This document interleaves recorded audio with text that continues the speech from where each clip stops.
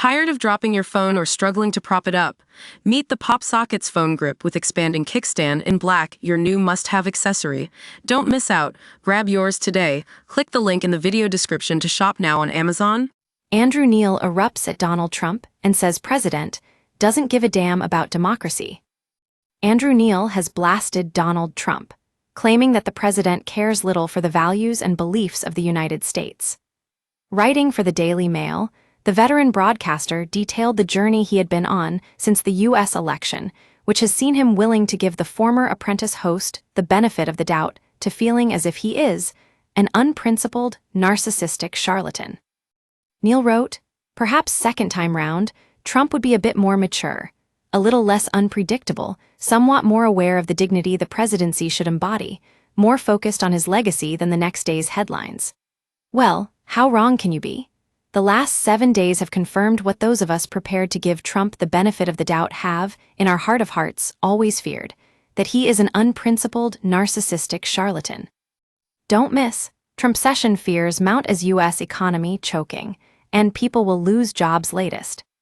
Since assuming office in January, Trump has threatened to leave NATO, proposed occupying several overseas territories, slapped tariffs on a number of allied countries, and called Ukrainian President Volodymyr Zelensky a dictator who started the war with Russia. All of this was enough to change Neil's views on the suitability of the real estate magnate to lead the world's largest economy. He added of Trump's stance on the conflict between Russia and Ukraine, which has seen Trump hold phone calls with Putin and commence peace negotiations that do not involve the invaded nation. Neil added, there is an invader, Russia, and a victim, Ukraine. There is a democracy, Ukraine, and a dictatorship, Russia. There is a country which wants to be a democratic European market economy, Ukraine, and another that hates democracy, freedom, markets, and everything else the West stands for, Russia. That we have a U.S. president who sides with the invader and penalizes the victim is proof our world has turned upside down. Europe, with Britain playing a pivotal role, must do all it can to fill the gaps, as it's already starting to do.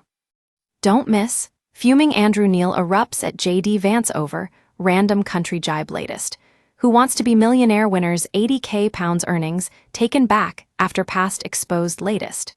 Furious Andrew Neil blasts Rachel Reeves for kicking the life out of economy latest.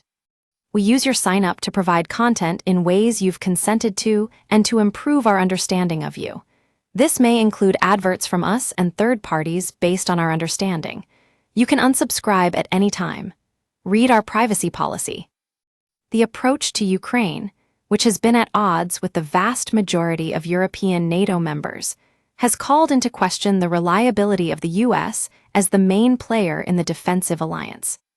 This change in stance has led Neil to believe that European nations must become capable of defending their borders without the assistance of the United States.